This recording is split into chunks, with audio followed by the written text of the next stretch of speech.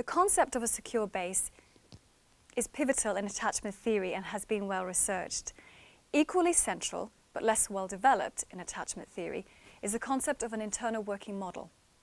In introducing this idea into his theory, we see how Bowlby was influenced by cognitive psychology, and in particular the developing ideas at the time around working memory.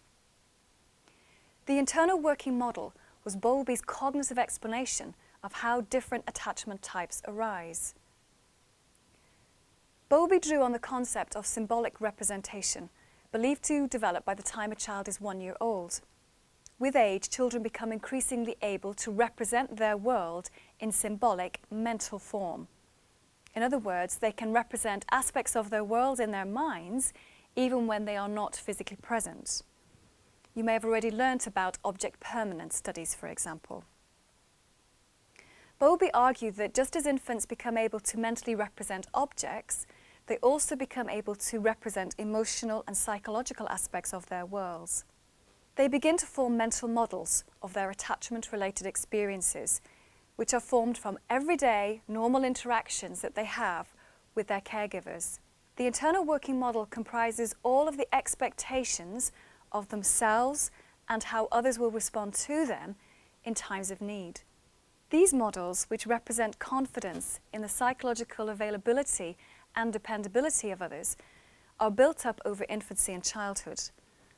So, an internal working model can be defined as a hypothetical internal structure whereby the child mentally represents the attachment relationship and the partners involved in it. In other words, it is the way a child represents the security of their base. Bowlby argued that the internal working model would eventually shape someone's way of behaving in relationships, and that in this regard could be thought of as influencing personality. The different attachment types are associated with different internal working models.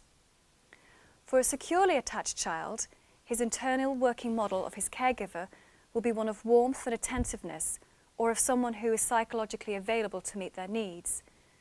The secured child sees themselves as worthy of love and attention. Insecurely attached children have quite different internal working models. Insecure avoidant classifications indicate an infant who has, in theory, learnt not to bother signalling their needs as they will not be met. They may thus diminish their own emotional experiencing. Insecure resistant classifications suggest a child has to fight to get a carer's attention, and they may be somewhat dramatic in their emotions. They are inconsistent as their carer's responses have been inconsistent. For insecurely disorganized children, their experiences of disturbed or distorted caregiving mean that they are unable to organize a coherent set of action towards or expectations about their caregiver. They thus lack a coherent internal working model of relationships. Bowlby thought these models were long-term and likely to affect the nature and functioning of future relationships. So the internal working model is how Bowlby considered early experiences would shape later behavior in relationships.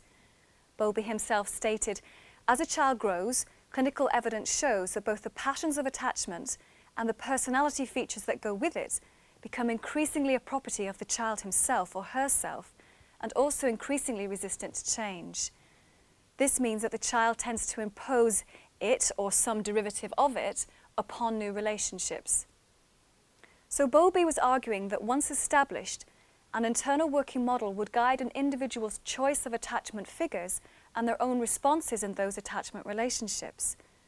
A child who has developed an insecure resistant style of attachment, for example, would tend to gravitate towards significant others who were at times emotionally unpredictable, whereas someone with a secure attachment history would avoid those types of relationships and instead expect to be in relationship with people who were psychologically and emotionally balanced and available. One's own behaviour in new attachment relationships is likely to be the same as developed in early childhood, so ways of behaving and the internal working model of relationships is then self-confirmed. Change in internal working models is thought to only be possible after a significant and hugely emotional relationship experience, either for the better or for the worse. For many years, attachment research was focused solely on infants and young children, primarily using the strange situation test. Whilst there was evidence to support the idea of the secure base and early attachment behaviours, there were few ways to test Bowlby's hypothesis that the internal working model did indeed become stable beyond childhood to affect future relationship functioning. This left psychologists with many unanswered questions, but the emergence of a new assessment tool called the Adult Attachment Interview has offered a way to research the links between early attachment experience and later adult behaviour in relationships. Some unanswered questions were: what exactly happens to the working model if relationship experiences change dramatically in an individual's life? How do the significant relationships that we have with many different people come to form one overall internal working model of attachment? How can we explain the fact that some people who have had traumatic and abusive relationships in childhood go on to have healthy relationships as adults?